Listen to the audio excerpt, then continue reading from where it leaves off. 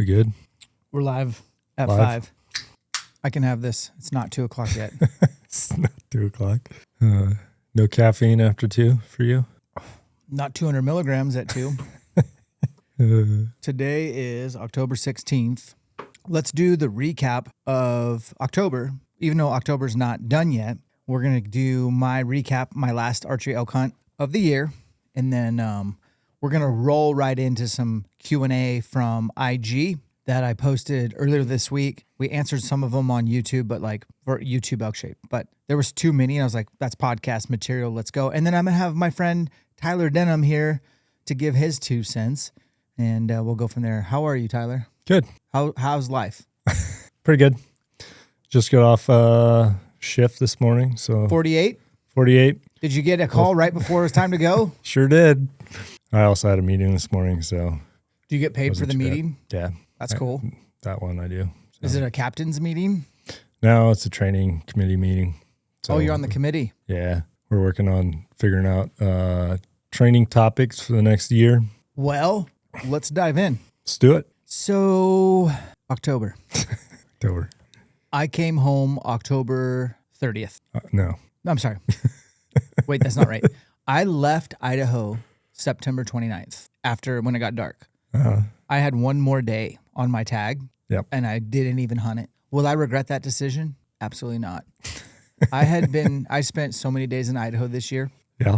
I think I pulled my bow back on one bull in Idaho in 2025. And he was a dandy, and he was bugling, and I snuck in, and I ranged him at 49.3. Cow called.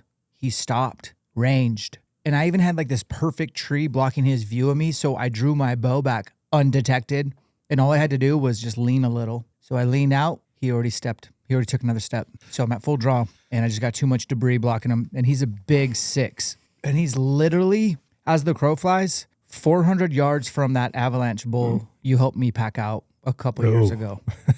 But he's in a better spot. It'd still be a terrible pack out, but not as terrible. That was the only time I pulled my bow back. Rough year. I'm not going to complain.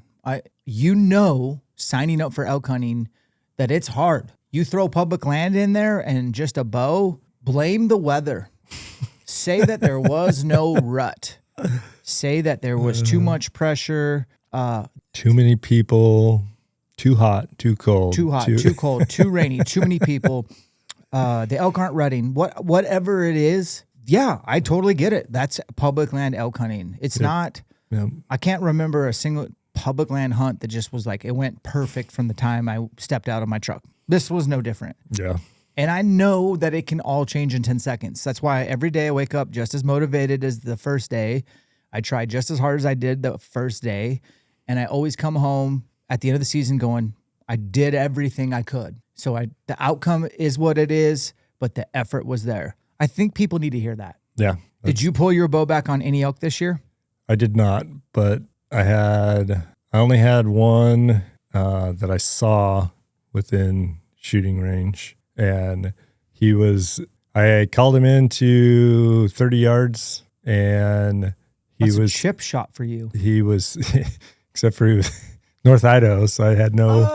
Oh, that's not even close then. No shooting lane. He stopped behind. Well, I wasn't actually for North Idaho. It was a very open spot, but obviously he came in 30 yards, was broadside right behind a Christmas tree that was probably, I don't know, the tree was halfway between me and him. He came in, stops right behind I had no shooting lane until he got there. Mm-hmm. Stops behind that tree, looks around. I needed him to take 2 more steps forward, or I thought what he was going to do was turn kind of 90 degrees and go, what I was hoping he was going to do, turn 90 degrees and walk 30 yards broadside below me. And so I was knocked up, ready to go, and I was just waiting for him to start moving, and then I was going to pull my bow because I didn't know how long he was going to stand behind that stupid tree. And he went to move, and he did a 180 and went right back the way he came in. So they do that because they know the way they just came in was safe. Right.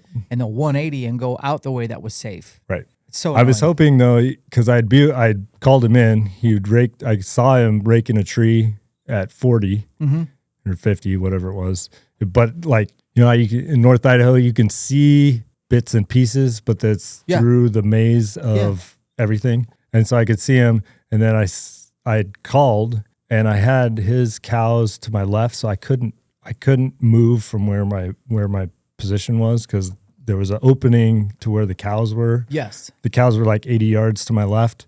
And so I couldn't get through. Like, ideally, I would have, while he was raking the tree, moved 10 yards up to that Christmas tree, and I would have. How long did he rake for? 10, 15 seconds. Yeah. Not much. It sucks when it's really nice when you call in a bull in and he stops to rake, like seriously rake. Yeah. You can kind of like read the scene and position yourself undetected. Yeah. But when they just do a quick rake, you're kind of. Yeah. Like I said, if the cows weren't to my left and it was like maybe a 10-yard opening that I couldn't go any farther down the hill, because he was up below me coming up. I couldn't go down below where I was because I had trees on my left, and I was pinned down. I could go back the way I came in, which wouldn't help me any, or I was kind of stuck there. Yeah. And so I was just like, well, I can't go any farther, so I'm going to try and call from here. Mm-hmm. And I did. He came in perfect, but that one tree was in the way. If that one tree wasn't there, it would have been a perfect shot. But it is what it is. And he turned around and left. And so, like I said, I was hoping that because I had quit calling when he was down farther, I was hoping he would start searching for me and go towards his cows that were already to my left, but he just turned around and went down. He doesn't need to search. Yeah. He knows exactly where you're standing. When he heard those last calls, he like I dropped said, a pin. I was hoping. How many days-ish did you spend in the field for, it sounds like, about 2 minutes of elk hunting?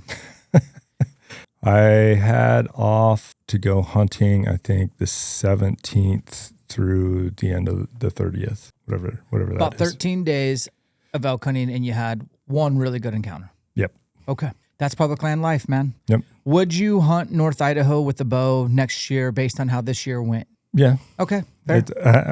It's close to home. For me, it's right out my backyard. So I got out a few days before that in the season, early season. And we're talking Idaho Panhandle. That's 9 units that make up that zone. Of those 9 units, how many did you physically hunt in those 13 days? Well, in the 13 days, I only hit 3, but the few days early season that I got out, like between work, I hunted an additional unit that's close to home. So like I was only driving 45-ish minutes to a trailhead and then whatever from there.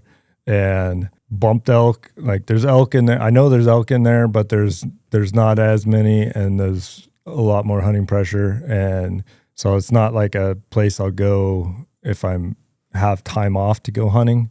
But if I just have a day, I can make a day out of it. And still, like I said, I still bumped into elk.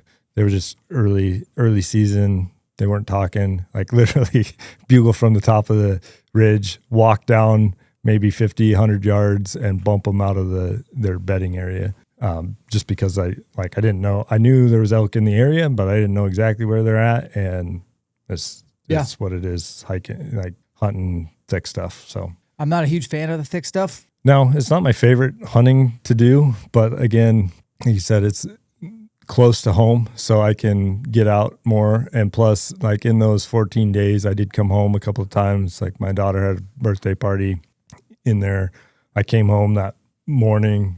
She had a birthday party the afternoon, hung out for that, and then back out in the woods. So I like that. Like that kind of stuff it is nice to not have to commit to a day of driving to get to your elk hunting spot. Yeah. I can leave midday and still hunt that evening. So I get it. So when I was in my last day in Idaho, I checked the Starlink and it was going to be all day rain.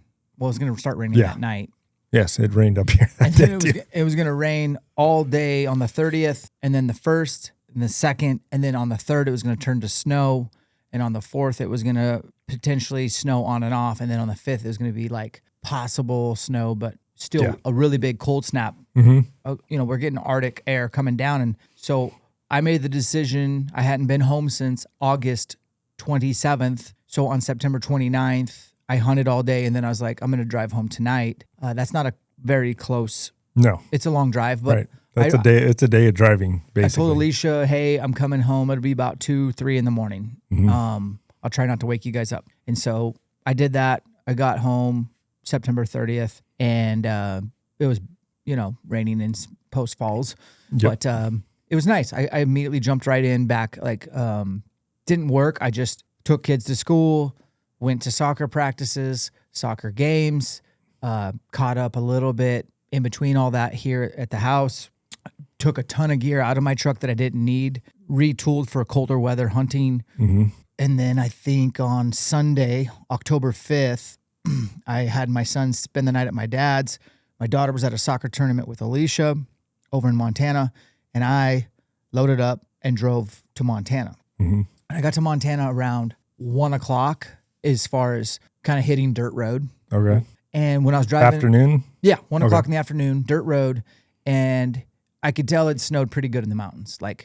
You know what I mean? There was kind of a ceiling, but I could still see some peaks, and I was like, oh, damn. It kind of got quite a bit of snow. Nice. It's going to be a lot different than just 5 days ago when I was hunting in a T-shirt. So I'm rolling up through the valley. It's all private, dirt road, and the private's big. These aren't just this tiny valley. This is a big valley, and it's got water and willows and whatnot. And unfortunately, I'm seeing herds of elk in the valley, and they were not there 5 days ago. So I don't, it's not like, I think the weather pushed them down, and they just, they just zipped down to the valley, and they're on private with cattle. And I saw some dandy bulls, but I saw like a head, 100 head in one herd, 50 in another, 30 in the other. And it was literally like one big bull, a satellite, and all cows and calves, maybe some spikes. And I was kind of getting disheartened because I was getting pretty close to where I was going to be. And I was like, these are probably some of the elk I was going to hunt. And let's hope they don't stay on private, but nothing's going to probably push them. It's not like rifle where one person shoots a bull on private and that whole herd leaves the private from the gunshot. So I roll up and I got a new approach to this Montana area. And I've hunted this Montana area before, but I'm going to unload the side-by-side. I got that Polaris Ranger 1500, and I'm going to put everything in it that I need for a spike camp. Mm-hmm. And instead of driving my truck on these terrible roads, I'm just going to have my UTV, and I'm going to just cover ground. So I went 15 miles from the truck, and I got too high where there was too much, we'll call it like pea soup. Okay. The ceiling was too low. So I dipped down another 500 feet, and I started to be able to see. Mm-hmm. And I just kind of worked my way down the mountain, glassing as much as I could. I glassed for about an hour and then moved spots. It didn't take long. Third location, I see 3 elk pop out of the timber, and I get a spine scope on them, and they're all 3 satellite bulls. 2 of them are sparring, and they ate for about 20 minutes, sparred a little bit, and went right back into the timber. Dropped a pin on Onyx. I'd never been to that side of that mountain. Drove down as far as I could until I ran out of road. I didn't even set up a camp, and then I had a couple hours of daylight, and I was like, I'm just going to bomb up after these elk. So I stayed in the creek bottom and went about 2 miles up the creek bottom, took a sharp left, went up as much as I could. Thermals are still kicking up. Prevalion's kind of helping my wind, but it's off to the right of them, and I just staged. I was like, okay, this is as close as you can get without, getting frisky with the wind. And I'd say about 6 o'clock, like clockwork, I see all 3 bulls come out of the timber. And we basically have a feeder creek between me and them. Mm-hmm. So they're not that far. Like I could film them with my iPhone. Like, nice. It was nice. And I was hoping, I was kind of like doing mathematics, like, okay, for whatever reason, to get on their level, the fastest way would be to go down and up, which is not ideal, right? Like no one likes, elk don't travel that way and it's not efficient. But if I were to side hill around, this basin just stretches deep. Okay. And I just was like, I don't have enough time to stay on their level and come all the way around. And assuming they stay there, I'll lose sight of them halfway. So ultimately, I decided to just kind of not be aggressive, watch them tonight. And, by the way, I'm not trophy hunting at this point. I want to kill a bull elk. I want a bigger body elk. You can't kill spikes in Montana. Right. Any rag bull will do. And the rest of the elk are freaking down on private. So these are the 3 bulls I have to hunt. And that's the only elk I saw the whole time I was there. So like I said, 6 o'clock, thermals have switched, and it's really cold out, Tyler. It's 28 degrees is what the UTV said Mm-hmm. when I parked. And now the sunset, it feels like it's dropped 10 degrees. And I told you my fingers were starting to like get really numb, and I was wearing gloves. I was like, oh, this is cold. I'm allergic to this stuff. And I watched the bulls, and I'm like, I don't think they're going to like, I think they're just feeding. I'm just going to have to like put them on ice. But I do need to hike out. And so I'm just going to kind of start heading down in a straight line towards the feeder creek in case they start feeding down. Mm-hmm. I got down pretty close to the bottom of this feeder creek, and I could see up through the timber, and I felt like they had moved about 150 yards down the mountain closer to me. And I was like, I'm just going to throw a cow call at them right now to see like their reaction. And I literally throw out 2 cow calls, and I look up and I see all 3 of them running down the mountain. And I'm like, 1, it's not my imagination. All the elk have left because that cow call worked way too good, right? And 2, I better scoot down there real quick and get set up. So I just literally had 100 yards to close, get down there to where the feeder creek is. I'm just a little bit off of it. It's not a very loud creek. On my side, it's pretty open. I can see 4 wallows that I didn't know were there, and they're all pretty amazing wallows, like the kind where it's the size of this studio, like 4 wallows in one area. And then on their side is like some downfall matchsticks, but so I can't see their approach, but I'm like, okay, they're going to pop out somewhere right here. And I just picked a spot. I hit 2 cow calls when I got to the bottom, and one of them answered, and he was way closer coming. So I knocked up, and then they single file popped out through the matchsticks. First one pops out. He's a pretty handsome 5. I'll shoot him. He comes out and stops. And while I'm ranging, I got him clocked at 50. Arrow's already knocked. I hook on. I'm starting to pull back, and he jumps into the wallow. And the wallow's just kind of off to my left a little to where it's a hole. So, you know, when he goes in the wallow, you're not going to be able to get a shot. Like, you just see half of his body, and it's just the way the wallows work. It's a deep wallow. So I was like, okay, next one is standing a little bit further. I range him. He's 55. I start to draw. He dumps into a wallow because there's 4 wallows. So I see the third one coming. I don't wait to range. I just draw back. And luckily, he stops where the other 2, the first one did. He stops. I know the range. I buried that 50, broke a clean shot, and it wasn't low light, but it wasn't like bright light. So I could the lighted knock really stood out, and it was just like laser disappear behind the shoulder, like the kind of feeling where you're like, okay, checkmate. You know what I mean? Like no question, no, oh, I wonder where I hit him. Was that a good shot? He was slightly quartering away, and I hugged it. You know, so he takes off running, and all 3 ran. And they had really nowhere to run. It's kind of one of these steep, that.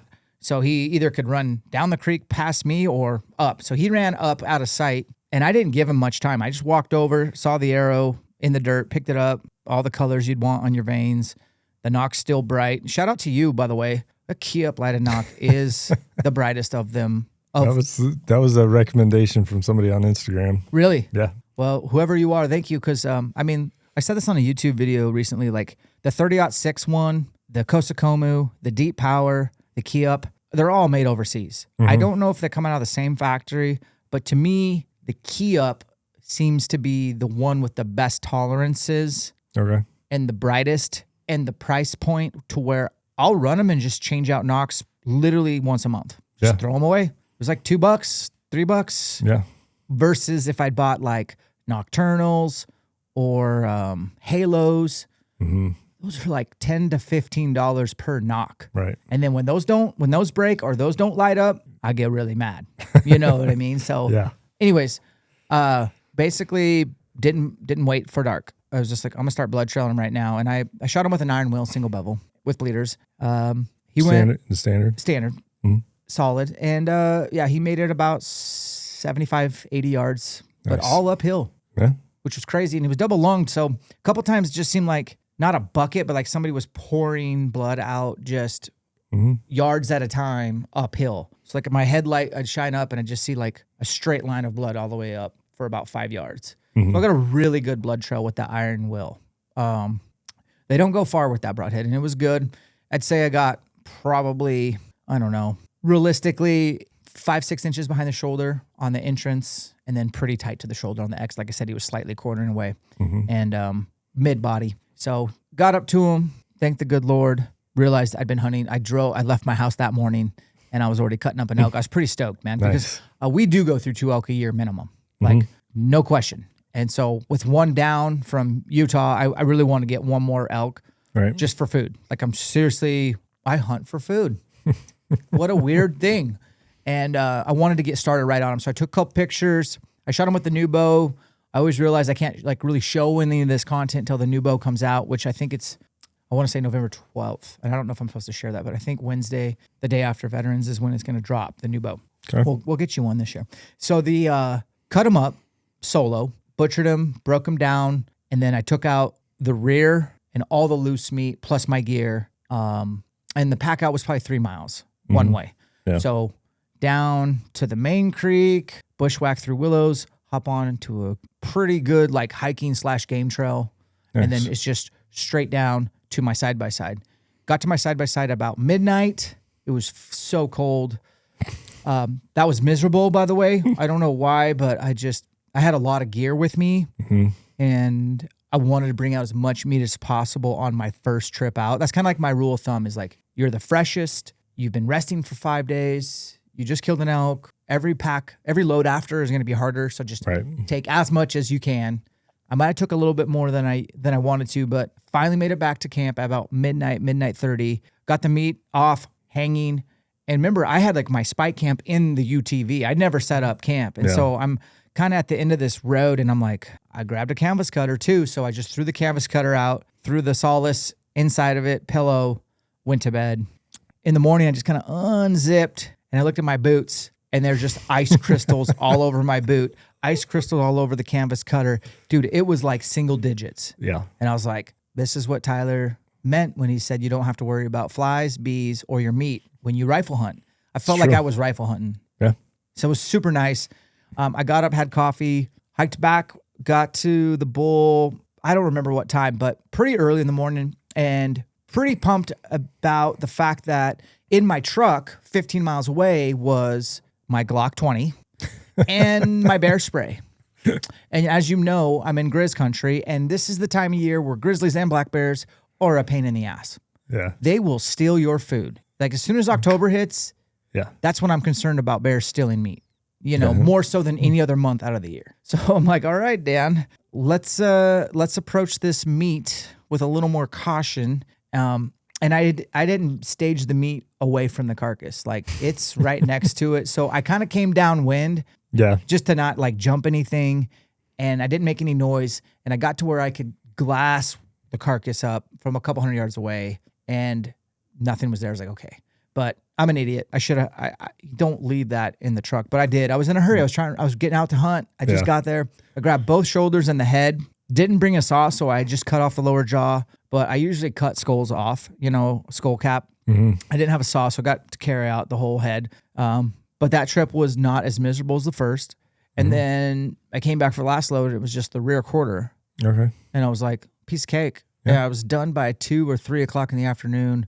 And there was a meat pole by my UTV. And I was like, that's a great looking meat pole. The sun never touches it. It's in the shade all day. There's a cool creek by. So I put all the meat in the UTV and backed up. And I used the tailgate of the Ranger so I could reach the meat pole. That's how high it was. And got it up, got all my meat hanging, used the paracord off my Montana knife to hang them all. And I was like, okay, I'm going to set up a shelter. So I set up the Dyneema Peaks Solitude. Nice. Set it up, got the stove in it, got a fire going, got it like warmed up for me. And then I went out mule deer hunting that evening. That stove in the shelter is like people overused game changer, but that is a game changer for cold late season hunting. Well, when I got back, it was still warm inside. And I even like got another fire going. Yeah. And that thing stayed going probably till midnight. Yeah. I slept on top of my sleeping bag for most of the night. Right. Yeah. It was just, that's like uncharted territory for me. Right. It's so glorious. Usually I have all my clothes on. I'm in a 0-degree bag, So glorious. So good. Anyways, I hunted the next morning for mule deer. Saw a few. I was kind of being a little picky. I want at least a 4x4 or something with a good frame. Didn't see anything great. You're no longer meat hunting. No longer meat hunting. Back to kind of, but I hung in Montana for a couple days, and then I drove down to Rigby, Idaho to Sousa. They had my Utah bull. Okay. They aged it for 14 days. And what I ended up doing is when I killed that Montana bull, I just text them through the Starlink, said, hey guys, I'll be ready to pick up that meat in the next few days. Could you start cutting it up? And they're like, yeah. So it turned out it aged 15 days. Oh. So it's great. Picked my meat up, and then I got home pretty late that whatever day that was, like October 7th or 8th. Mm-hmm. And the next day, me and Alicia butchered my bull. Okay. Did it pretty fast, honestly. It was a good team up operation. Did it right here in the driveway, and it was cool temperatures here. And used the fish bags this year. Yeah.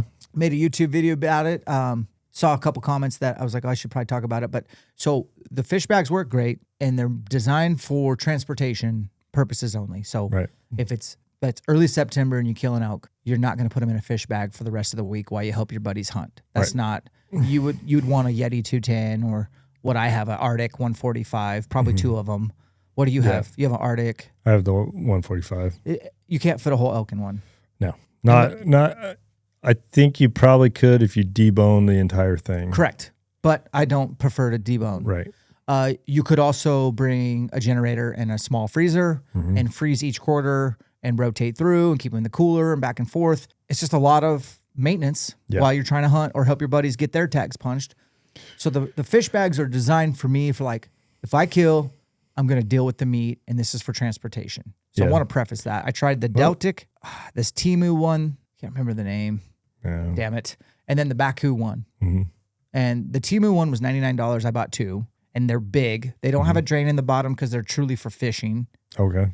The Deltic and the Baku have drains in the bottom. So the premise of that is the Deltic comes with a really giant plastic sheet too. So you can put ice in the bottom at the gas station, assuming a gas station is within an hour of your leaving camp. Right. Fill that up, put the plastic sheet, put your game bags on top, and position the bag, crack the drain so that anytime water melts, it's going to go out into the bed of your truck or whatever. That's the premise. On the Montana bull, I used the Temu bags. They don't have a drain. So what I did is I had a gas station within an hour. I threw half the elk in one and half the elk in the other. And then I bought several bags of ice and garbage bags, and I just double, triple bagged every ice bag and put the ice on top of all the meat, zipped it up. Not one ice bag leaked on, not one drop of water touched any of my meat. Nice. And that was like an 8-hour drive. So those are like short-term fixes, but those are nice to save room in a guy who has a short bed truck. Yeah. And I'm thinking about selling my truck again. Need a longer bed? I need a long bed, man. I do. 5.5 feet is not long enough, which makes me sad because I love Tundras. I love Toyota. Yeah. And I had a GMC with a 6.5 foot bed, and you don't know what you got till it's gone. You know what I mean? Yeah. And I know my bed's short too. Is it? Yeah. What is it? It's a 5.5. Too short. Yep. So it is. They are nice for driving around in the woods because you can turn them around a little more easier. maneuverable, but I think my off-season plan is to find a new owner of my truck, and I'll include the Go Fast. Nice.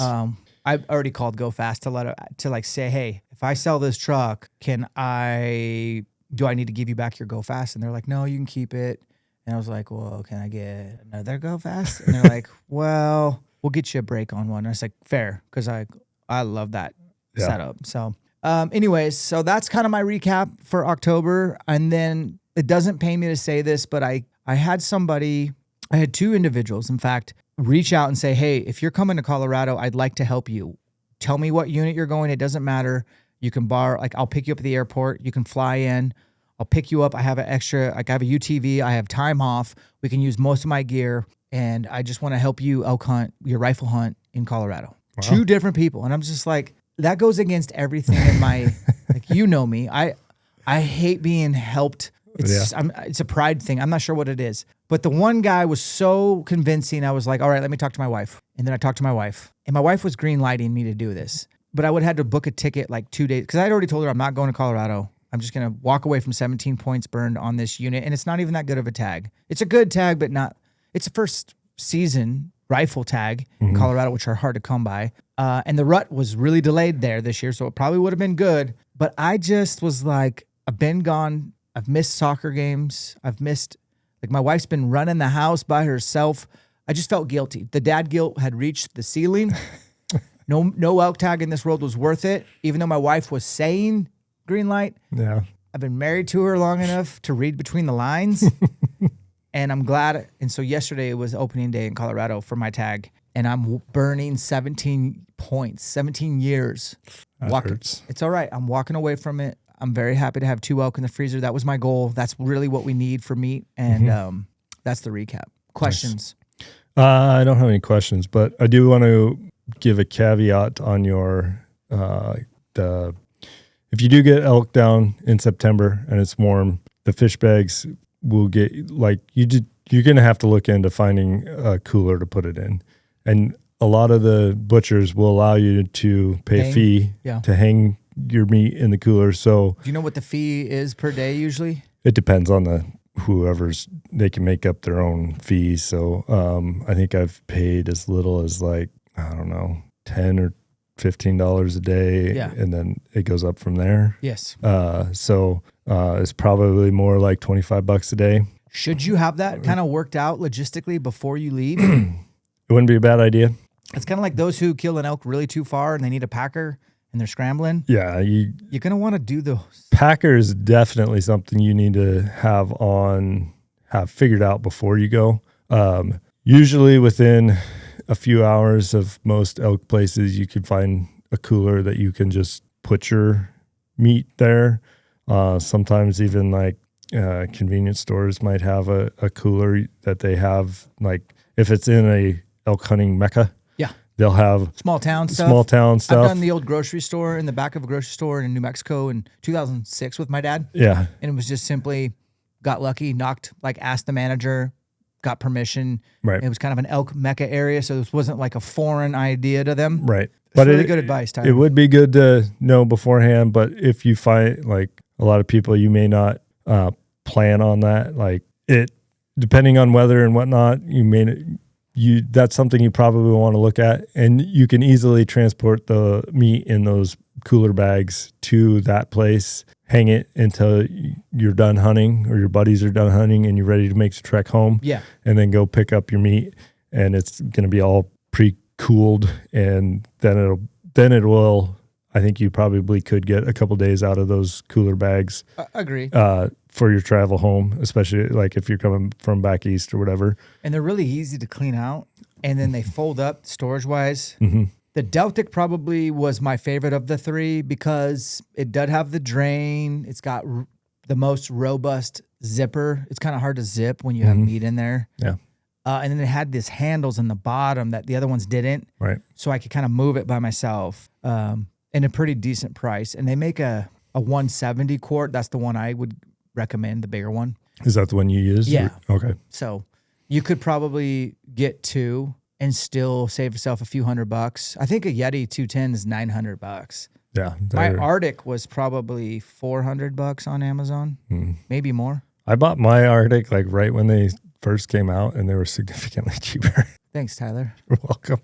I've had that thing for, I don't know, a long time now. It is a great cooler. Yeah. Anyways, I wanted to, that's such a good tip on the early season stuff. I guess I want to throw this out there. One year, I hunted with a buddy who brought a small chest freezer and a generator. Yep. And I killed a bull, I think September 2nd in Wyoming. And my buddy Manning was like, hey, let's freeze each quarter, We'll just kind of get each one of them frozen and hanging.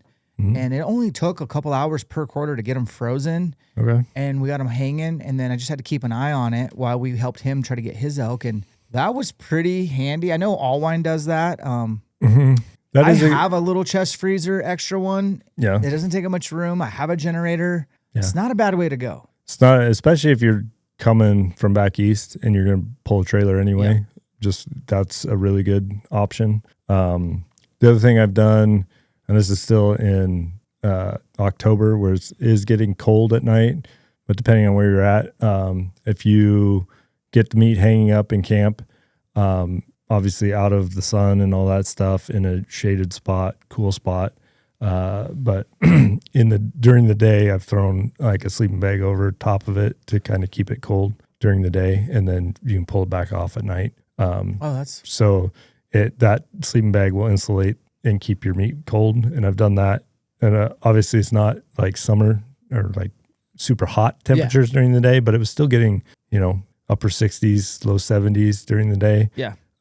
We just had a nice cool spot, and it was only, it's only getting to that temperature for a few hours. And I just threw a sleeping bag over the meat during the day, and it worked out really well. What do you think about like our buddy who owns Wild Meat Gear, and we have one that we share, and it's basically like a portable giant ground blind that's insulated. It's got the telescoping poles where you can hang the meat. Yeah. I have a cool bot. I threw away your shitty wall mount AC unit, so we need to get a new one. Yeah.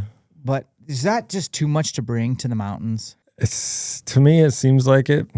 I don't know that I would do that, but it is the where I see that really shining is when you get home. And not having to butcher right away. And not having to butcher it. Yeah, you can hang it, you can age it in your garage, or you can, you get back and you got to go back to work for this week.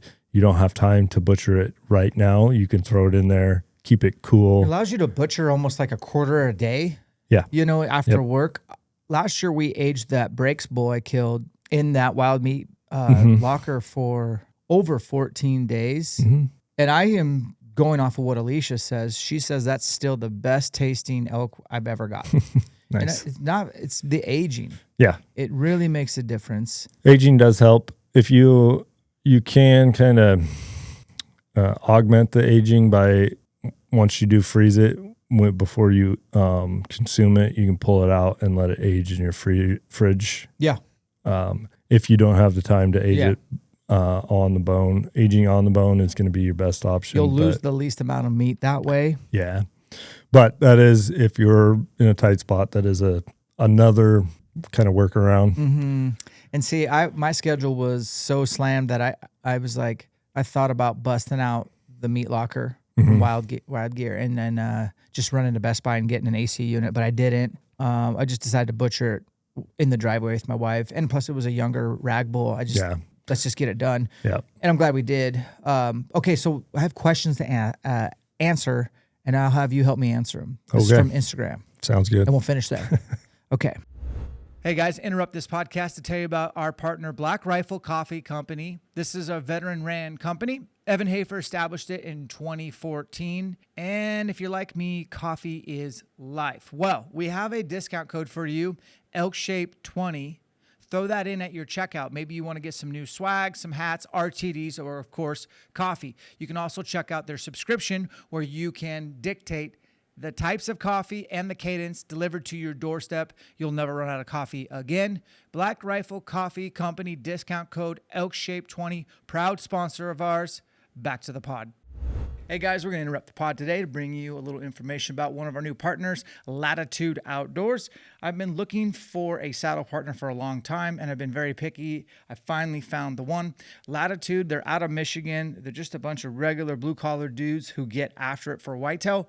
And for me, I'm a huge whitetail guy. Some of you didn't know that. And I will be using these for out west whitetails in eastern Washington, North Idaho, western Montana, to name a few. But what you didn't know is that I'm going to be utilizing this for elk hunting as well, especially midday sits over wallows.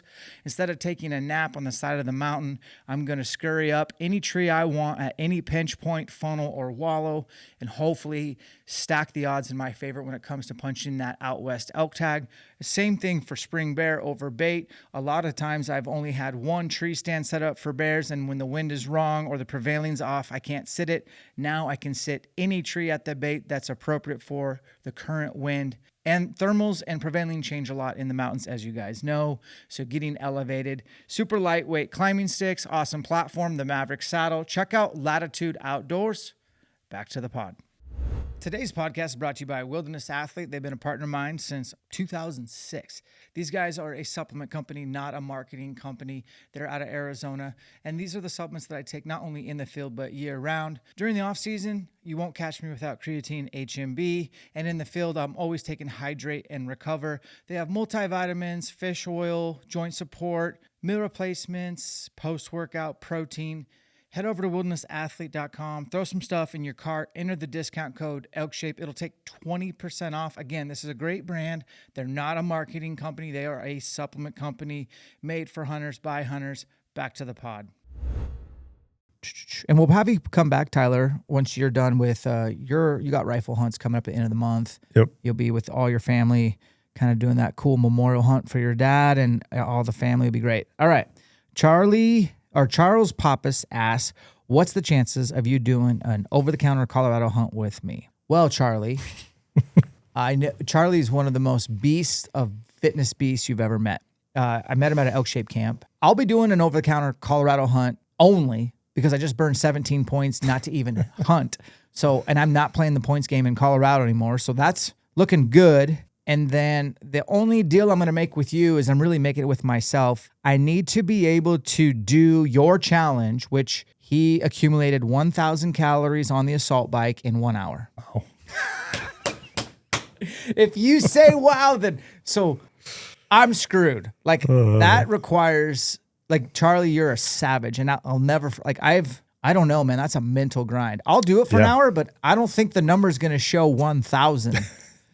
That's a lot. He did that. But anyways, Charlie, I'd love to hunt with you. Be an honor. All right, Nate Illingsworth. We know who that is. He says, you and me, High Rocks 2026. Yes, if you pick the location and the date and it doesn't conflict, I will sell out and I will train and I'll be your partner and I won't let you down. And I'm dead serious, Mr. Illingsworth.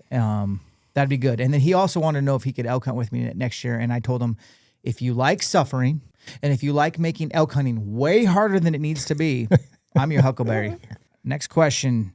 Do you still have a Colorado rifle elk hunt? I thought you burned your points there this year. Sure did. Yep, it opened yesterday. I'm not there. Have you tested out the new Katana broadhead from Annihilator? I've only held it in my hand. I was like surprised at how small it was, the footprint. Yeah. And I guess it was just out of the package, and I didn't feel like it was life-changing sharp. Mm-hmm. But the guys at Annihilator, they make good stuff. They're good dudes. Have you shot anything with it or? No, I haven't. No. If you have, let us know in the comment section what your thoughts are if you used the new Katana from Annihilator. How do you schedule your training week? How many days do you train? So before elk season started on August 27th for me, my wife said, Dan, you look like you're in the best shape I've ever seen you in. End quote. Wow. I was like, cool. Was that the wife answer?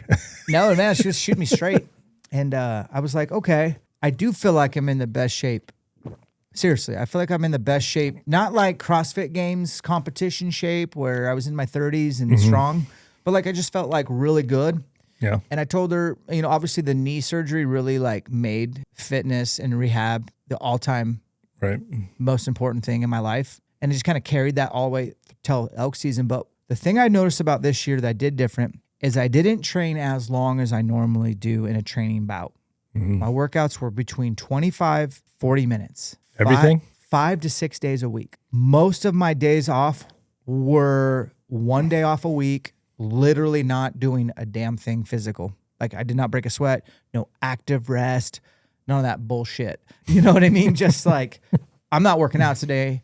I'm going to be lazy. But for 6 of those 7 days, I would work out for 25 to 40 minutes. And it was always a total body workout, a lot of knee stuff specifically. Seemed like every day was leg day, a blur of strength and conditioning.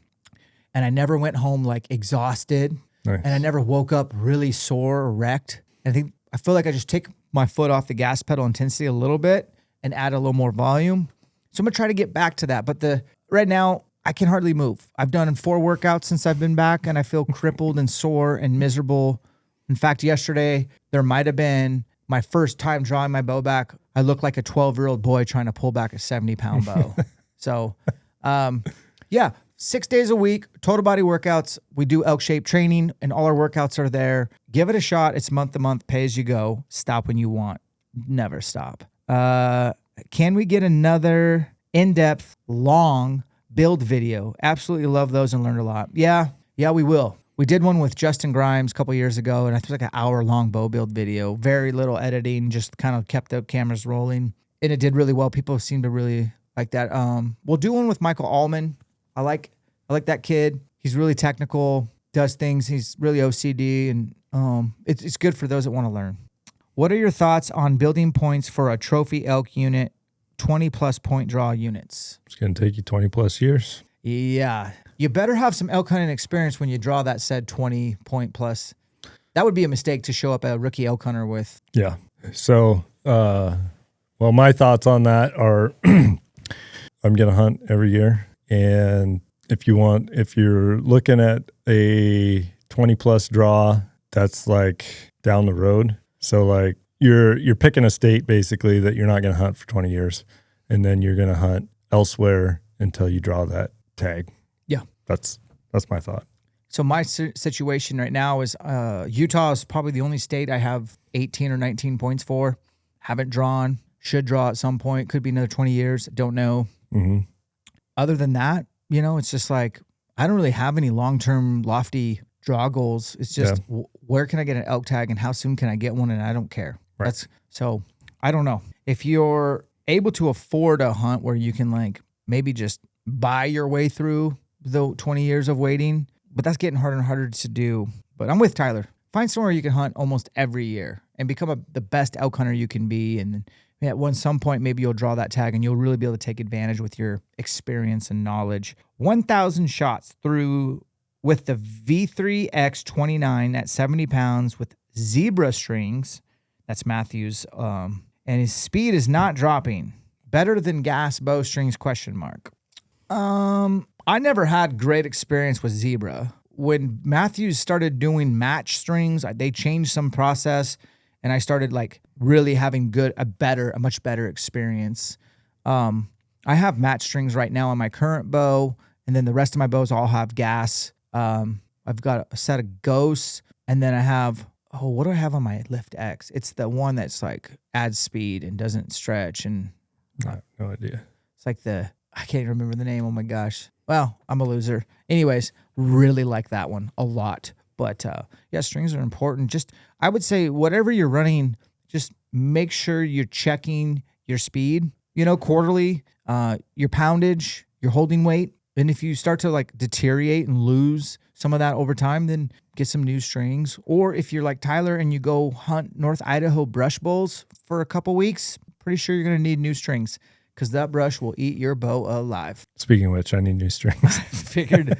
Yep. I generally get strings once or twice a year at minimum. Once. I'll switch out at least once.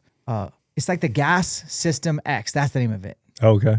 Those have been probably some of the most impressive strings I've touched. So anyways, how concerned should I be with grizzlies when I burn my Wyoming points? Probably depends on where you're drawing. So you're a non-resident. Wyoming ain't going to let you hunt any wilderness unless you hire an outfitter or you have a resident guide, and they have to actually go into fishing game and say that they're taking you as a buddy or whatever. And then they have to be with you everywhere you go in the wilderness. It's the stupidest rule ever. And if I was really wealthy, I would hire a lawyer team and I would destroy the Wyoming Fish and Game Commission that is an unconstitutional, because I can go into Wyoming right now and camp, fish, frolic around. Right. But the second I'm hunting, I'm in danger. I don't know. And Wyoming is no joke. Like, there is some backcountry in there that you have no business being in there without horses, which means you're probably going to hire an outfitter. Yeah. So anyways, yes, there are some places in Wyoming where the grizzlies aren't there or not as dense, but those are few and far between. So yeah, Wyoming's got a significant population of grizzlies. Yeah. Pack it day. Yeah. Be prepared. Leave your toothpaste out next to you and don't hang your food up, and don't bring a 10 millimeter or bear spray. There you go. Live dangerously. Have you ever done a fly-in situation on public land before? Only in Alaska. I've been dropped off 2 different times. Did some solo caribou hunting in my 20s. And one of my friends has a helicopter in Montana. And when he's going to fly over to do a pod, and when he lands, I'm going to talk to him seriously about looking at some landlocked stuff. And I watched a Seek 1 do a helicopter hunt, and I didn't think of this, but like the helicopter's so small, it dropped off one guy, came back, dropped off his gear, came back, got the next guy, came back, dropped off his gear. 4 trips, and the place was chocked full of elk when the first guy got dropped off. And by the time the 4th trip out, the next day when they could hunt legally, there was no elk on the 1,500 acres or whatever. Oh. And then they struggled for the next 4 or 5 days. The elk stayed off that property. And then they ended up calling the helicopter, getting picked up 4 times out, and then getting in their trucks and driving and hunting public land. I was like, nah, that's a waste of time. Yeah. So I think if you're going to do, if he's talking about landlocked stuff, I think you want to find, can you drop all your gear off a month ahead early and then just get dropped off the day before to hunt? I don't know. I don't know. I should talk to the Seek One guys and see what they learned, what they do different, or if they just veto the whole thing. They were only... And yes, it was a small helicopter. Maybe, yeah. A little bigger helicopter would have probably helped. What Western hunt would you recommend to a beginner, and what state DIY? I'm assuming archery. Assume nothing. I would recommend, personally, I would recommend doing a rifle, either deer or antelope. Took the words out of my mouth. Rifle, antelope would be my recommendation first. Yeah. Still, Wyoming, you're not going to draw year one. There's some units you might be able to, but it's going to take a couple years of points, but you're planning. Mm-hmm. And then you can get all your gear over time. Yeah. Watch the ElkShape Gear channel so you make more informed decisions. And then go out there and test all your gear and get exposed to Western hunting. Big country, way bigger country than you've ever seen. And learn the mountains and the roads and the nuances between state, like BLM, national, private, where all the elk and deer and antelope go to, and hunting pressure. And some people have never backpacked, never been at altitude, never been higher than 7,000 feet. Go learn all this stuff. Yeah. I would also recommend to not do a backpacking trip for your first trip. It's my opinion, but you could do both if you drove. You could do both if you drove. Maybe try to do a spike one night. Yeah. I'll spike out tonight. I'll backpack in, and I think it'd be good. And do it, with a buddy. And if you do it solo, that's cool too. But also just take your time planning, and remember, everything will break that you don't want to break. So you'll get flat tires when you don't want flat tires. A tranny will blow in your engine. Just having, you might leave a light on when you go on your overnight, and now your battery's out. You just got to kind of think of all these Murphy Law type things that are going to happen. Yeah. Yep. It'll be so good for you. Do it. Yeah. Mule deer, antelope, rifle, or a bow, I guess. But are you headed to Colorado for the rifle tag? No, I'm not. How much sinew and silver skin do you remove from ground meat? As much as possible. I mean, I'm very particular. Yeah. Yeah. And it'll clog up your grinder. When you finally go to change out blades, or the diameter of I grind twice, you'll see where the silver skin gets collected. Yep. If you don't, so you'll learn, trim that. Did BPC 157 seem to help with your knee recovery? 1,000%. I did it for 6 weeks, and I really think it made a difference. I didn't continue to do it because I got stuff from Peptide Science. I think it's a little more pure. And the very first time I injected that into my stomach, I got a terrible, terrible allergic reaction, and I haven't tried it since. It's still in my fridge. Do you want it? It was expensive. No? Okay. Gonna turkey hunt with the bow. I do every year. I don't make a big deal about it. I usually turkey hunt here in Washington, and I usually hunt turkeys that are dumb, on private property, ground blind, not hard. I even had a guy from Spokane. I don't remember his name. I blocked his ass, but he was like, you sure make it look like you're some big, awesome turkey hunter, but I know where you're hunting, and it's not that hard. I was like, dude, I just like shooting stuff with my bow, and I think wild turkey is delicious. So yeah, I like Seek One turkeys. I hunt 5 to 10 acres at a time, and a lot of it's not having anything to do with calling. I set up a ground blind in a travel route and just wait and shoot them. I think I've killed 3 turkeys with the bow almost every year that I could, and then the years that I could shoot 2, I always got 2. I love bow hunting turkeys. I'll never stop until Tristan's like, can I go? And then he'll become the priority. But are you still a diehard fixed blade for elk? I don't know. Am I, Tyler? Yeah. Think so? What'd you shoot both your bulls with this year? Iron wheel single bevel, solid 125 to the left. I did have Evolution Outdoor hides, glue ins, my last 2 arrows. I would use those on elk. I've just killed so many deer and bears with them. That is also a hybrid. It's a hybrid. So. Okay.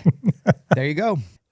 Just installed a brand new bowstring, and it has bad peep twist. Will it work itself out? Most likely not. You can cut a little piece of D-loop material, a little piece, and shove it up there above your peep, and that might rotate it out just enough, like a peep tuner, like a DIY peep tuner.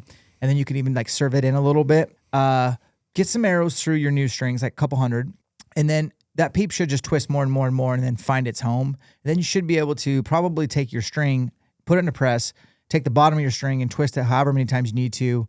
Make sure your D-loop's proper and get it lined up.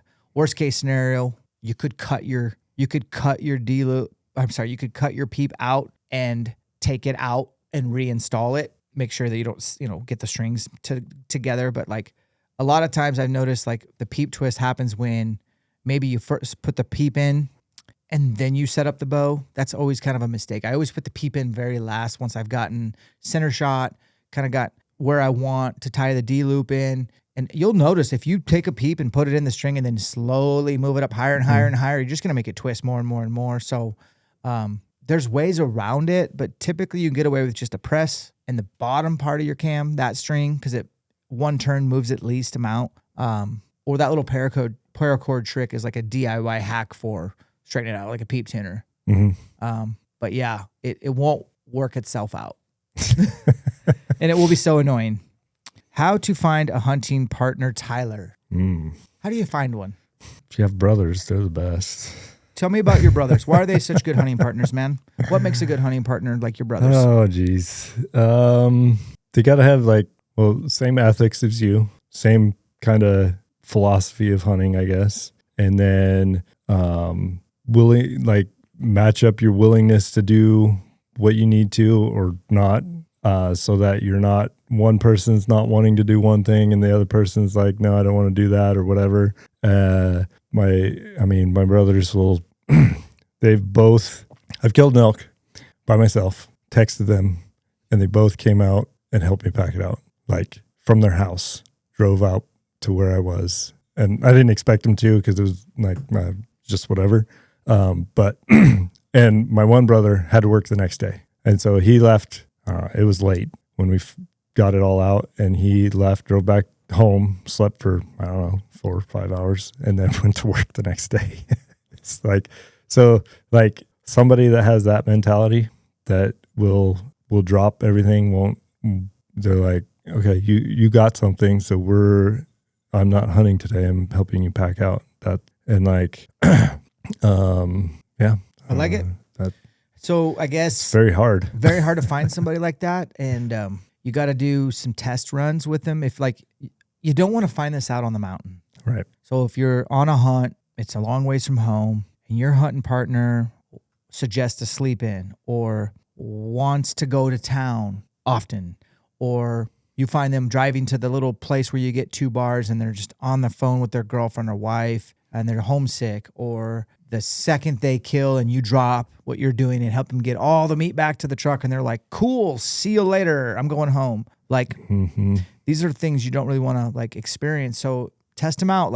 I've said it before on here, but go do a couple backpack trips in the summer with them. Schedule a couple of 5 a.m. workouts with no reminders. See if they actually show up and try hard. And give them some e-scouting assignments. Ask them, quiz them. Hey man, show me your bugle. Let me hear your bugle. Let me hear your cow calls, your calf calls. Can you make this sound if they just sound like a dead duck, well, you're going to be the caller the whole time, So there's just ways to test that out to avoid that. So it's a really good question, man. It's hard. I think also you could, if you can do a shorter hunt, day hunt, whatever, find that out before you're committed on a long trek across country to a place that you've never been before. Yeah. That would be a good idea. How do you make plays on bulls with cows that don't want anything to do with another bull? That is the majority of public land, bro. Regardless of what the internet tells you. I typically don't like calling on public land elk for that very reason. Yeah. I've had so many instances where I have waited for the elk to bed and get cozy. And I got them dead to rights, slip in within 100 yards, make a calf call. The bull answers. I bugle the second he bugles, and they all get up and run away. Mm-hmm. I've had that happen so many times where I was like, I really genuinely have stopped calling a lot on public land. There'll be times when you can in places, but I typically, those kind of elk, you're going to have to hunt them a little more special-like. So when you do decide to call at a bull who's kind of call shy or not really interested in your vocalizations, be surgical when you do it. Meaning, okay, let's use that example. You follow them into their bedroom Okay. You can tell that they bedded. You can tell that you're within a couple 100 yards. Let's not vocalize for a little while. Let's sit down and let them on ice for a couple hours. Let it get to noon. Let it get to 12:30. Why? Just so that they get comfortable and cozy, and the cows specifically. Then, and only then, get as close as you can and try the calf call, not a cow call. And make sure you're calling from an area that they have already been, meaning you followed their trail, their tracks into their bedroom. So you're calling from a place that they have already walked through. They know that that area is safe. Don't call from the other side where they haven't been. You know what I mean? Like elk really, like the bull you called in this year, like you notice he 180'd out the way he came. He knew that was safe. Mm-hmm. So get into an area where it's safe. They've been, they know. Try a calf call or two. If he bugles, maybe don't bugle. Just keep with the calf call for a little while and see what happens. If he doesn't get out of his bed, or if he doesn't seem interested, or he loses interest, then you could try a squeaky, spiky bugle, or you could do a Joel Turner herd bull talking to his cows bugle, which is a very short lip bally. It's like fishing. You want to throw out lures and see which one works, but don't be surprised sometimes it doesn't. I genuinely don't. I try not to call very much at all. And I try to sneak in on elk, which is kind of why I hunt more open country elk. Yeah. So good luck to you, buddy. So if you weren't going to call in that situation, what would you do? I would hang out. If I felt like the wind was good for the day, like a good prevailer, I would hang out near them on their contour and see if he ever gets up. If I could see him, great. If I can't, if I'm just too out of sight or it's too thick, if he gets up to try to rake or something, or if he gets up to go wallow, or if he gets up to go sniff cows, great. If a satellite comes in and gets brave that day, great. But chances are I'm probably going to back out slowly and try to get them in an ambush situation for the evening. Because there's a good chance they're going to come kind of back out the way they came into that bedroom. I can't guarantee they're going to the same grocery store that night. And I can never guarantee that elk are going to go to the same bedroom that they did the day before. Right. But I can guarantee that they're probably going to come back. They're going to start moving the way they came in. And I'll set up somewhere in there. So just be patient. Gotcha. But yeah, that's what I would do. What would you do? Similar. Yeah. How are you liking the trigger release? And is accuracy the same with the button for you? So I'm using the Stan Solix clicker. I'm using it for elk specifically. I will use a thumb button for deer hunting. I like having the release on my wrist. I like that it's an open hook, and I like that it has a click to remind me to not go on autopilot in the heat of the moment. And I am fairly accurate with it. Head to head with the thumb button, the Too Simple that I prefer, pretty competitive, honestly. I still think I'm more accurate with a hinge, but I ain't hunting with a hinge. I ain't on your level. But yeah, it's good, and that's the one I recommend. And I love the click in it. And if you do get the Stan Solix clicker, try to get it from Podium Archer, and in the notes say, please have Justin Grimes set it up just the way he did for Dan at ElkShape. They'll know what you mean. And if there's a $10 surcharge, pay it. I had him set up both mine so that it gets to the click and it doesn't go off right away. Like it gets to the click, and then it's still quite a bit of pulling till it breaks. That's what I prefer. I don't want it to go click, bang. Right. So whatever Justin did, he set it up beautifully. Will you do more fletching and arrow builds catered towards beginners? Probably not. Those videos exist on the channel. Go back and look at them. Anything going forward, it's going to be like, assuming you've watched some of that stuff in the past. But I strongly encourage everyone to make their own arrows because you care more than maybe a shop or whatever. So For sure. Buy your stuff from the shop, but then take it home and fletch it. Yeah. What's the name of the vanes that you've been trying a lot lately? True Flight. And you have a video on ElkShape Gear that kind of goes over how to set those up. Well, I've got a couple of like shorts, but the video we did on the regular channel. Oh yeah. Is do you remember the name of that video? It's somewhere in August of 2025. There's a video with me and Tyler, and that's a pretty cool vane to try. Yeah, it's super easy, especially if you're beginner and want to just kind of do whatever. But they're super simple to fletch, and they're very consistent. I got some on there over there. I'm probably gonna try the TAC 225s next for my ABT tinkering, and I got to call Nick Fisher from AEE because somebody told me they're gonna discontinue making the hybrid HPs, which absolutely hurt my feelings. I love that vane, so I got to call Nick Fisher. Hope that's not true. Do you add anything to the threads of your left single bevel broadheads to keep them from unscrewing? I do not. I've never had a broadhead come undone. I shoot my helical to the left, my bevels to the left. Obviously, those screw into the right. I've never had them come out. Filled points can come out if you don't have the kind with the O-ring on the fill point. Yeah, but that's all. It doesn't matter what way you're spinning your arrow, they'll come out. Like if you're not using the ones with the O-ring, you got to check your field point every time you shoot. But broadheads, I've never had an issue, and I've been asked that so many times. So have you? Not really. Yeah. But here's one for you, Tyler. Do you think Dyneema is worth the extra cost for a TP? It's gonna be up to you.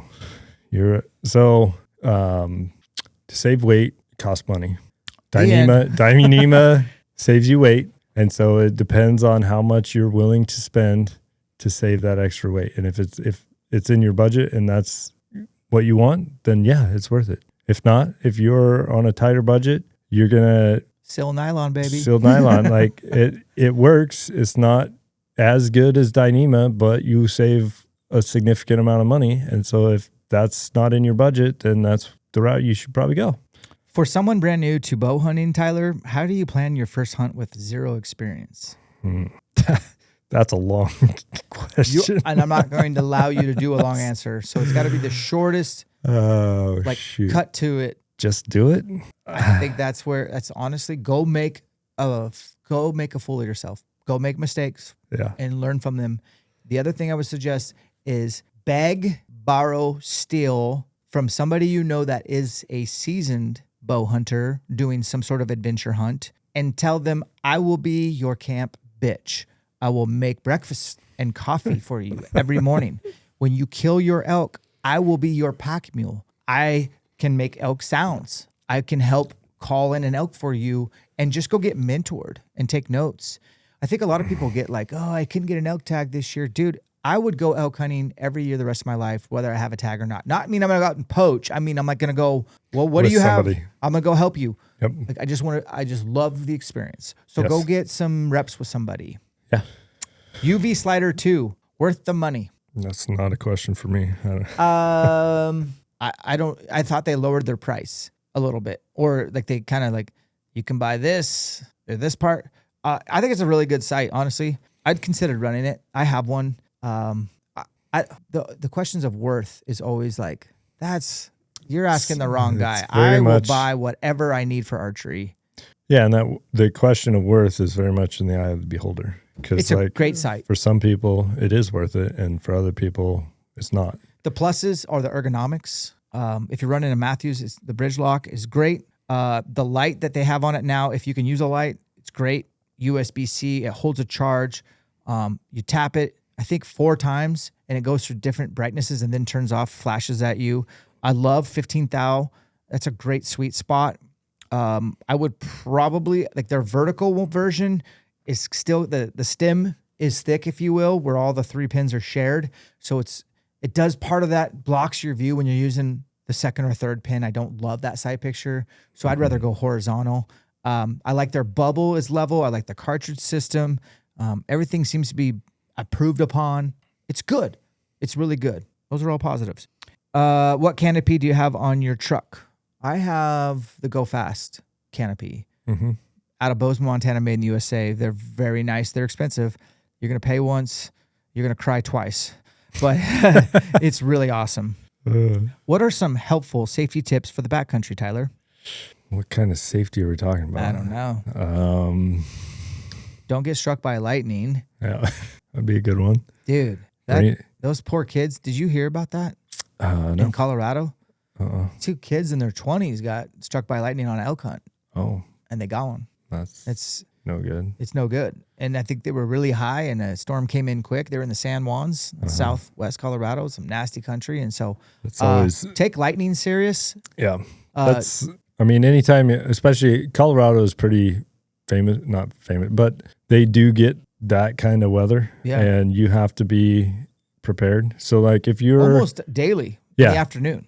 So like, yes. So like the rule of thumb for climbing 14,000 foot peaks in Colorado is you want to be descending by early afternoon. So you're not on the top of the peaks in the afternoon. It's kind of hard when you're hunting because you want to be up there high in the afternoon when the elk are coming out. But you got to watch the weather, like be able to like not predict, but like you can see the storms kind of rolling in and like pay attention. Maybe it's time to call it a day and drop down early, even though you may miss out on some hunting, but you're better off alive than not.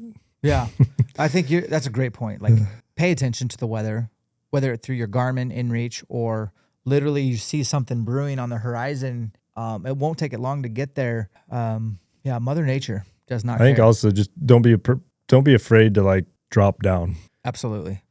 Tyler, what are the best budget gear pieces you've run over the last few years running ElkShape gear? Budget gear pieces.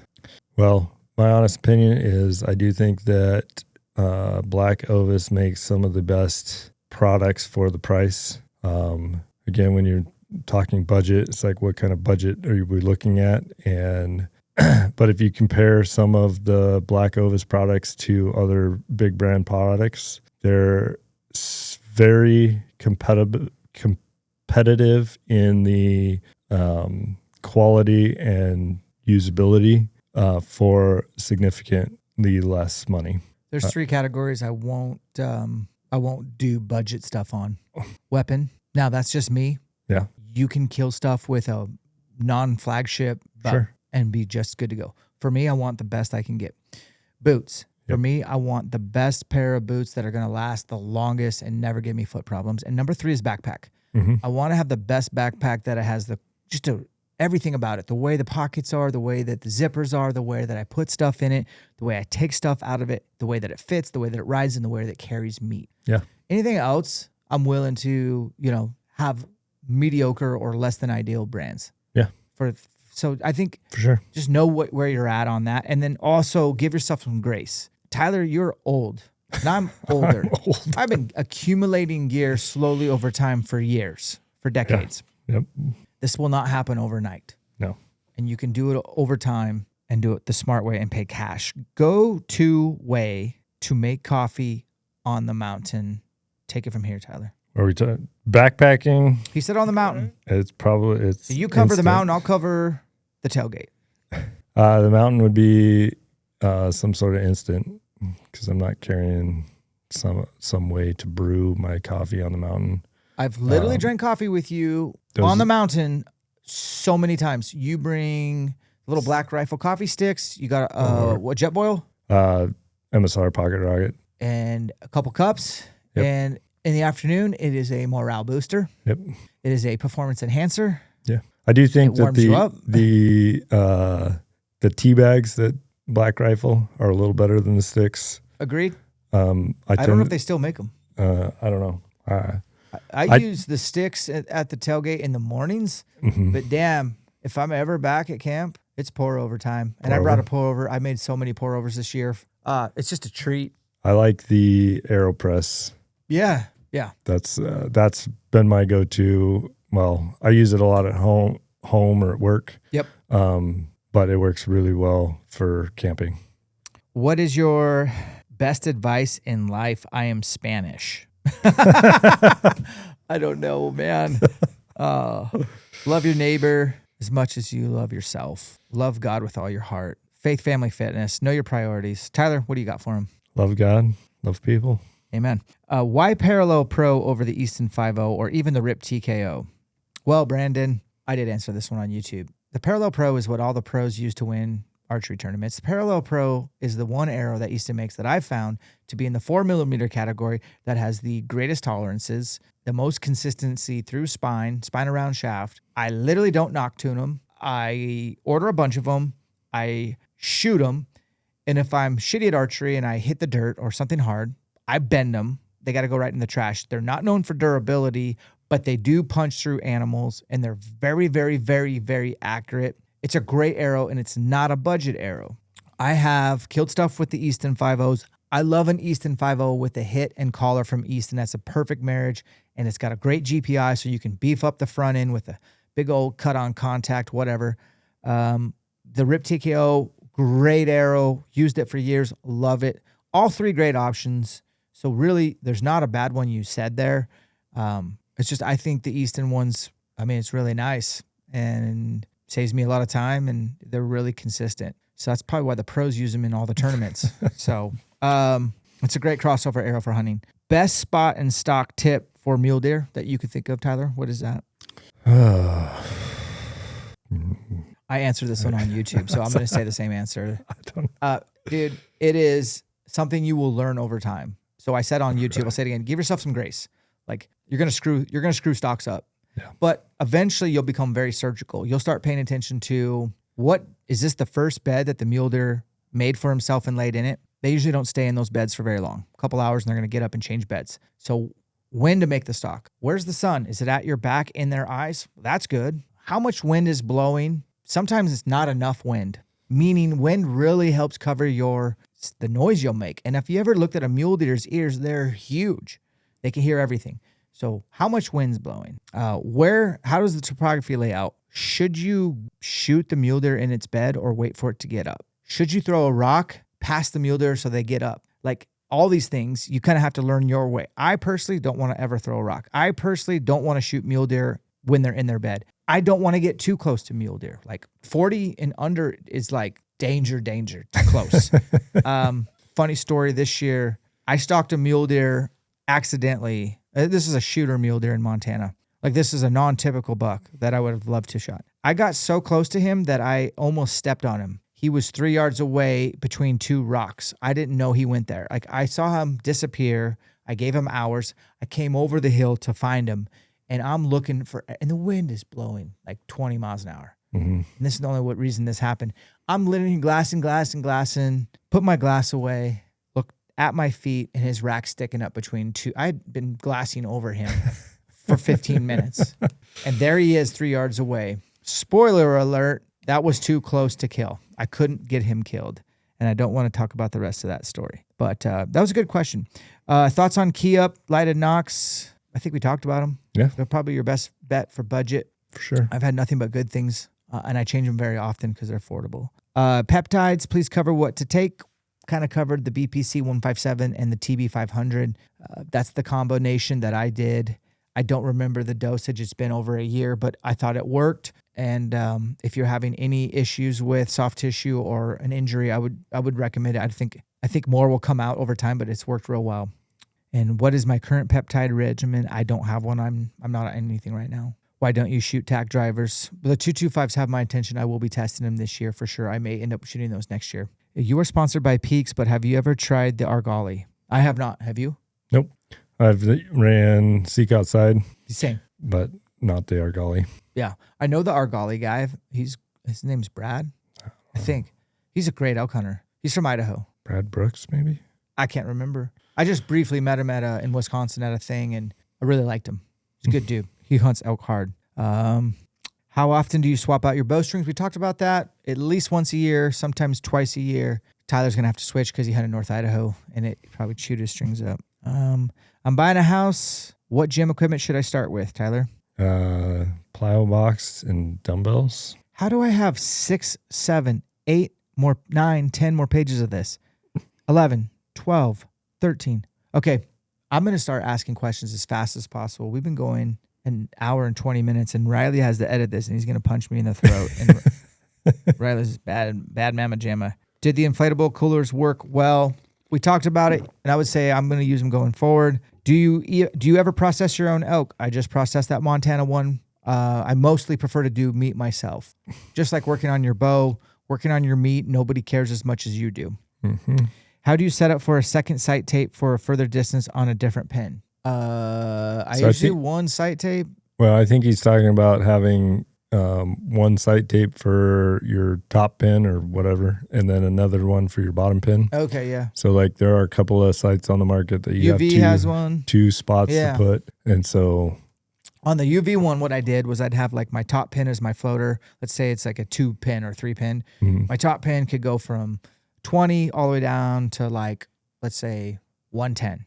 Mm-hmm. And then on the second pin, obviously you have more real estate. I'd start that at where I would, like say, run out. So on the backside would be like maybe 110 to 150. And so I could use that indicator on that side for that pin. But I try not to do any of that because it's so, keep it simple, stupid when you're archery elk hunting in the moment. You're not going to have, I would err on the side of having just really clean, easy systems to work. The Canyon Pounder is another one where you can run dual sight tapes. Okay. I'm sure there's others, but I like to have one sight tape, one pin. That's the sliding home float pin, whatever you want to call it. Mm-hmm. And if your peep sight's high enough and your arrows aren't too heavy and you're pulling back enough speed, you should be able to get past triple digits, like somewhere. Like, what's the furthest you can shoot your bow, Mr. 29.5-inch straw at 70 pounds? Well, my housing runs into my arrow at about, for my top pin, it runs out at about 90 yards. And you have the triple stack from Spot Hog. That's the biggest housing ever. Yeah. You could go to a smaller housing. Right. But you don't need to. Right. I typically run out at about 125 to 130. Yeah. Where I'm running to my arrow. So, tips for hunting in thick forest area, Tyler, where you see lots of sign of elk, but they aren't bugling. Well, clearly I'm not very good at it. Cold call. If the sign's really good, and it's especially early season, I think people don't give enough credit to cold calling, meaning these bulls, they hear you, they're not bugling, and a lot of times they'll sneak in quietly to see what's up. Mm-hmm. And then people like get impatient and start packing their stuff up and they see a bull run off. They're like, oh man, he came in quiet. That's pretty common, and especially the first part of September. So more cold call set up in area where the sign is undeniable, and then possibly some night bugling at night if they're being stubborn. Yeah. Like bugle at night, all night until you find somebody who answers you, and then sleep in the next day. Treat yourself. You found some elk. They'll be there. Well, this year I didn't have very much luck doing that, but Doing what? the night bugling. Oh, you did? Yeah. Well, they just weren't there the next day. Okay. So, or they weren't answering you the next day. Either one. Because you were in Idaho. Or- you North Idaho. You couldn't glass. No. So, I mean, Were they there? they could have been, but I also hiked around where they were and they weren't there. But I had better luck getting up early, Extra early, bugling, What's while it's extra still early, there. Tyler? Like an hour before light, start bugling, or even earlier. Pretty much an hour earlier than most people are getting up to go hunt for the day. Right. You're already up at a spot, vocalizing. I love that. And I had a little bit better luck, at least getting them to answer, and then trying to get in close, and then something happened. Didn't work out. Ashton sent a message. He said, how do you like shooting in the wind in Green Acres, a.k.a. Windy Acres? Yeah, that's fun. It is so windy here. It is. Ashton, it makes you appreciate mornings like today where I came out here, I had needed to get to work, but I was like, there ain't an ounce of wind and the sun is up. I'm shooting. And I shot for an hour. Nice. It was just beautiful. But yeah, it makes you really appreciate those non-windy days. And I feel It also helps you realize how inaccurate you are in the wind. it's a wake-up call, isn't So it? that because like you get out there and you're like, oh yeah, I can make this shot, but it's extra windy, you're not making that shot. Or at least I'm not. My pin's moving all over the real estate. Yeah, it's tough. Tyler, thoughts on movement in the rain when it comes to elk? Like their movements? The question was really vague. So I guess we're just kind of... I'm guessing their movements, Yeah. like whether or not they hunker down or not. Yeah. So my experience, I feel like if it's a heavy rain, like downpour, they're not going to move a whole lot. They're going to kind of hunker down as well, unless it's like been pouring down for multiple days, and then They got to. They got to. If it's just a little drizzle, I love hunting in like just a little bit of rain. I've had probably the most success hunting, mainly rifle, but hunting in just a little bit of rain where it's just drizzling is just enough to keep your scent down maybe, but also cover up your noise. And I don't think the elk care. Agreed. 1,000%. And then to add to that, specifically like Colorado, New Mexico, when those thunder boomers do come in the afternoon, I have had, for whatever reason, the thunder get bulls to bugle. Really, like, get them cranking. Oh, wow. So, yeah. But downpours, I'm building a fire, trying to get back to the truck and dry out gear. So I set out a few downpours this year. Fortunately, Only one was under a tree trying to get a fire going, but the rest were at truck. Like, I made it back. I saw that it was coming. I dropped lower. I scurried back to the truck, and I was certainly glad I did. Like, we've talked about some good stuff today. So cow calls versus bugles, when and where? I'm a calf call guy through and through before cow calls. Cow calls before bugles, and bugles mainly for just locating at non-legal shooting hours, whether I got up earlier or stayed up later. Unless I'm hunting thicker timber country, then I'd love to bugle bulls in. That's my favorite, but it just seems to be few and far between. Which initial ascent system do you run? I've been thinking about to get the 3K pack. Go ahead, Tyler. We both run the same. If you can only get one, get the 5K. Yep, it's the 3K. I think would work well for day hunts only. I'd use it for whitetail hunting, day hunting. Yeah, that'd be it. The 5K doesn't weigh. It's like ounces more, a couple ounces more, and you have so much more room, and you can utilize it for it. It squishes down really well for a day hunt, or you can expand it and use it for a multi-day hunt. Deciding between the hide and the whitetail fury. Any worries about a hide not opening in the animal? I think I've killed probably 5 or 6 deer with the whitetail fury. So I love the whitetail fury for whitetail. I'd use it for mule deer. I don't think I'd use it on elk. It's a really big cutting diameter. The hides, I'd be willing to probably shoot just about anything with them. I've killed bears, deer. I haven't shot an elk with them yet. I think I just don't sleep on Evolution Outdoor. The hide and the whitetail fury are awesome. If you're whitetail hunting, I would definitely go up to the fury. Why not? Just extra bigger hole, and they penetrate really well. Would you ever consider having some pro staff for ElkShape to help promote the brand? What is pro staff stand for? Promotional staff? Promotional staff? Yeah. I think I would hire anyone that was awesome to help me with anything. How many camera guys have I been through? Several.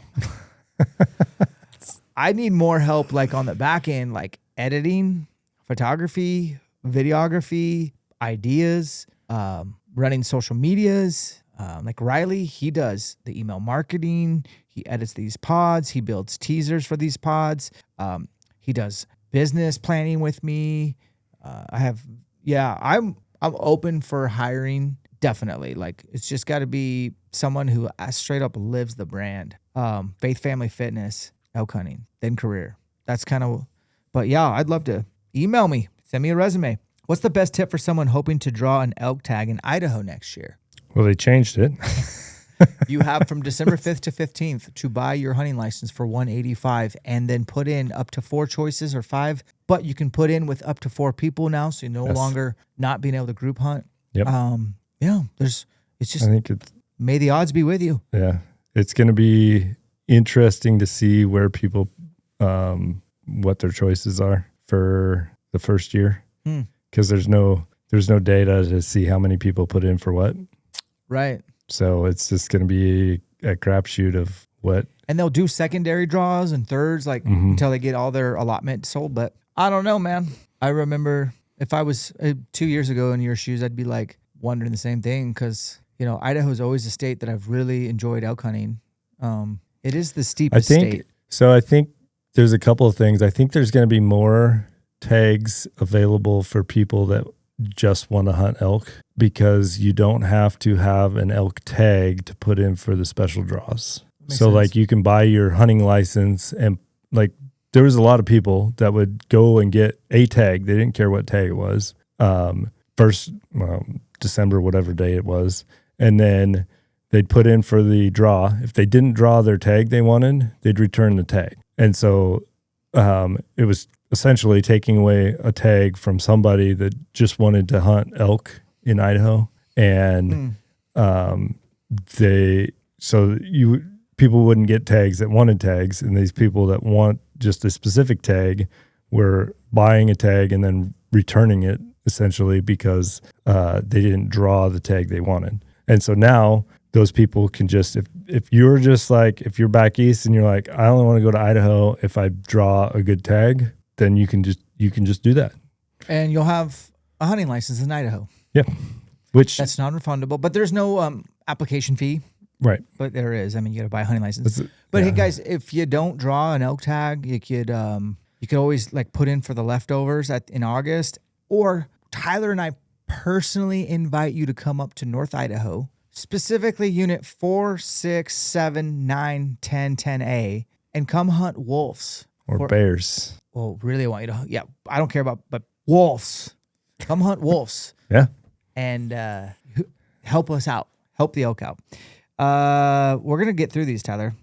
What's your take? Hold on. What's your take on the single point by Muir archery, Tyler? Did you run that? Single point. Oh, yes. Did you run that system? It's like, what the? So I tested it out, and then what I ended up doing was I put that tether on my backup and put that in my bow, and so I just had the where you clip it on your bino harness, and then I had my secondary. So if I lost my first one, I was going to put my Punishment would be penance was to be tethered.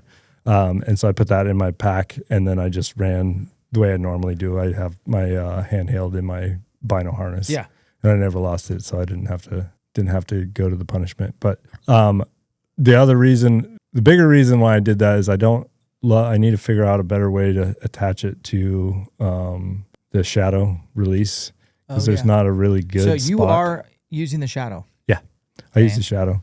I really like that release. I've been shooting it really well. I'm gonna run that for indoor. I'll still go back to the Ibex for I think I shoot the Ibex a little bit better, but I do like having a thumb button for hunting purposes. What are good ideas for meal prep for healthier dinners versus cutting out fast food? Like, is there any This resources? is like a day-to-day type thing, or I don't hunting? know. It's really no. I'm thinking non-hunting. Non-hunting. Like getting their life back together. Like meal prep is life. For me personally, like I don't meal prep, so I do. I'm here all day. I have that fridge, that microwave. I make up. I did it already this week. I cook up a bunch of elk steaks or elk burger, and I make a bunch of white rice and veggies. And I do 1 cup of rice, 1 cup of veggies, 1 cup of elk meat, and I have 2 to 3 of those a day while at work. And it keeps my energy levels high, and I feel good. And I think that's part of why I was recovering so well last year, leading up to, was just no bullshit food. yeah. And then my wife, I just eat elk all day. Mm-hmm. I'm not afraid of rice. I don't have more than a cup at a time, but that literally takes 1 hour to do everything I just said on a Sunday. Mm-hmm. And I have a lot of different Tupperware, and it's a system. I Find a think system like that works. I think the Tupperware is key. I know some of the people I work with do a lot of meal prep, and they have everything in Tupperwares. That Definitely. yeah, I think that's the way to go that's going to be key. How many days are you still training in season? If I'm hunting, 0. I think what they mean is probably in between hunts and stuff. So between anytime hunts? I'm home, I'm going to work out. It may not look like a very intense workout preseason, but it's going to be like break a sweat, move, work on mobility, make sure to address injury prevention, touch some midline core stuff. And it doesn't take much, but it's just like, how much can just get some maintenance so I don't lose a year's worth of work. Yeah. Okay. Have you always hunted private? I mean, I hunted with private a lot growing up because we lived out in the country, and I'd get permission from farmers to That you had probably helped farm? Yeah. Or a lot of it knew? yes. Yeah. Farmers I worked for, or farmers that wanted does killed, or the neighbor that didn't hunt and he lived literally across the road. So I've killed a lot of deer on a 180 acre piece that was literally, before I had a driver's license, would wake up and walk across the field and go hunt. That's sick. I've killed a ton of deer on private, like Texas. It's all private. I grew up hunting Washington, knocking on doors. Killed a fair share of deer, public as well. Elk. I've hunted private elk in Utah. Every time I've hunted Utah, it's been on a private 240,000 acre. You would go there too if you could. It's insane. Sure. I think I've killed 2 bulls in Montana on private, and I know I've killed 42 elk. So 37 of the 42 have been on public land.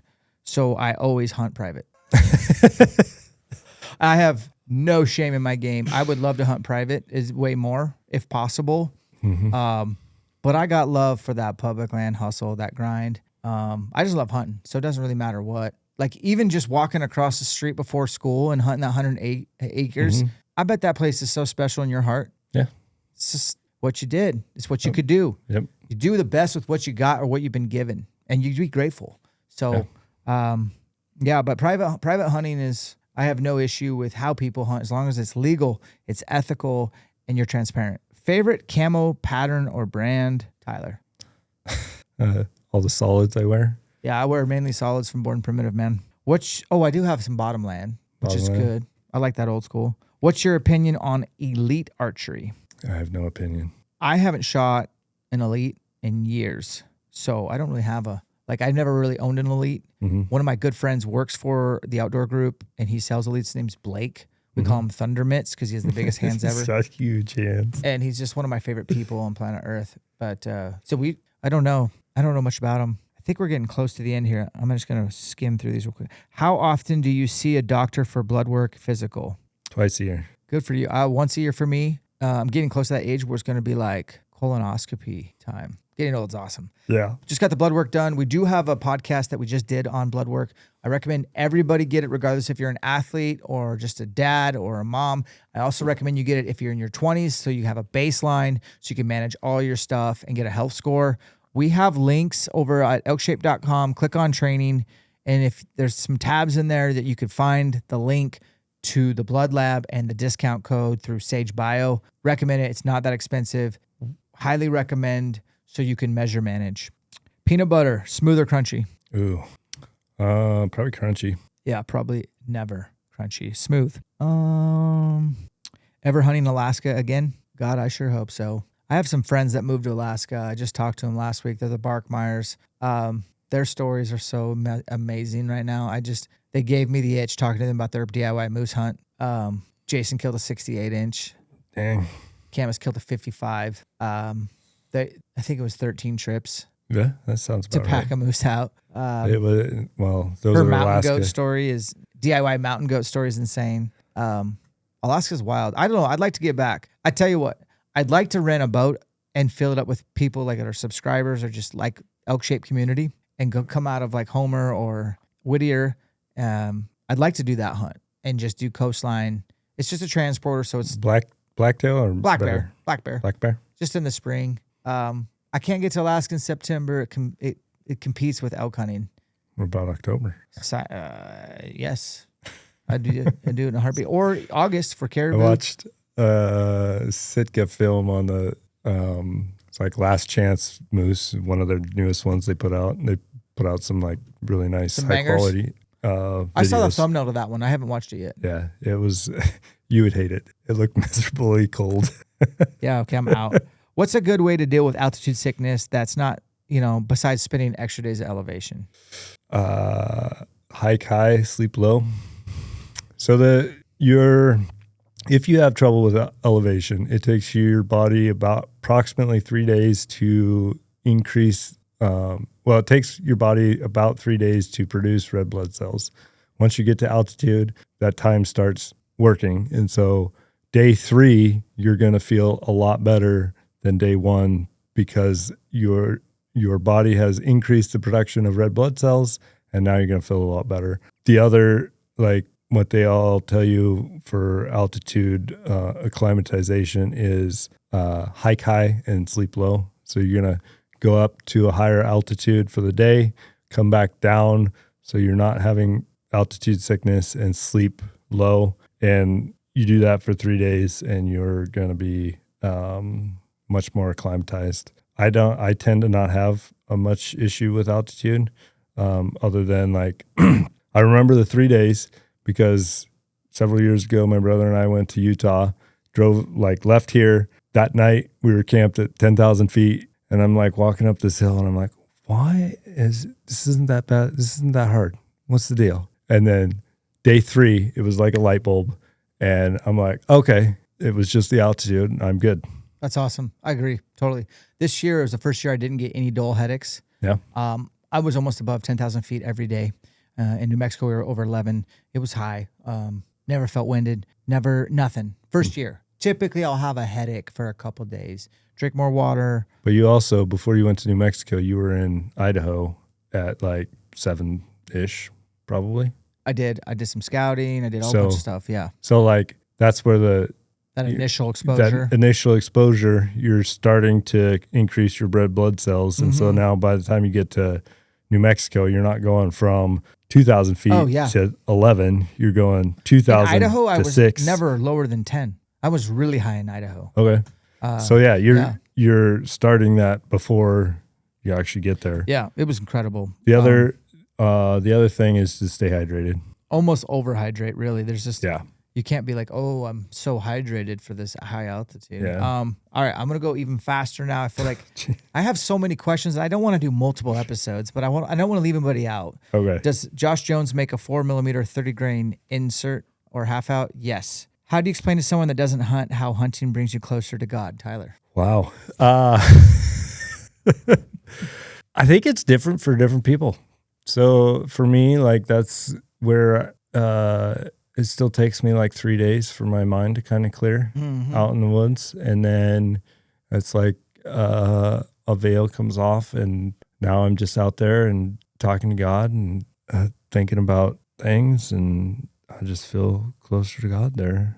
But it does, like, it takes me a little bit. And I think it's also like can be depending on your background and where you feel the most at peace, I guess. I don't know. I can't compete with that. That's great. I think it's pretty common to like take a few days of being still or a lot less distracted from a screen or your phone or your emails or your kids, and all of a sudden you slow down. I mean, Jesus left all the disciples to go to the mountain to be still. Yeah. To not like to have a conversation with the Creator, to listen to the Creator, to like best practices. That's a best practice. So yeah, it's going to take a couple of days to kind of unwind. And if it's tough to articulate that, I completely agree. It is. But I get it. And we probably should end on that. I like that. I think we'll do one more, Tyler. What is your best advice for a seasoned rifle hunter like yourself who's finally giving bow hunting a try? Only you could answer this. So I really think this is awesome. Don't bow hunt like you rifle hunt. Meaning you're going to have to change your tactics. It's you're going from, depending on your abilities with a rifle, several hundred yards down to 50. And you just have to close that gap, you got to hunt different. It's almost like think about all your rifle success and think about the 6 seconds before your hunt ended, before you squeeze the trigger. Congratulations, your bow hunt just started. Right. You know what I mean? Yeah. It's different. But also like you got to, so with rifle, it's a lot easier to like still hunt through timber and kill something. It's a lot harder with a bow. So that is a very low success rate with a bow. So you got to change up your tactics. So you're going to do maybe a lot more sitting and waiting, ambush type stuff, or calling, or figuring out where the elk want to be and getting in front of them type of a thing. So it's a completely different game. And like, just because you had success with a rifle does not mean you're going to be successful with a bow. You got to change your tactics significantly. That's awesome. Well, guys, thanks for tuning in. It's my good friend Tyler Denham. October recap, your Q&A. We actually didn't get through all the questions. Perhaps another time.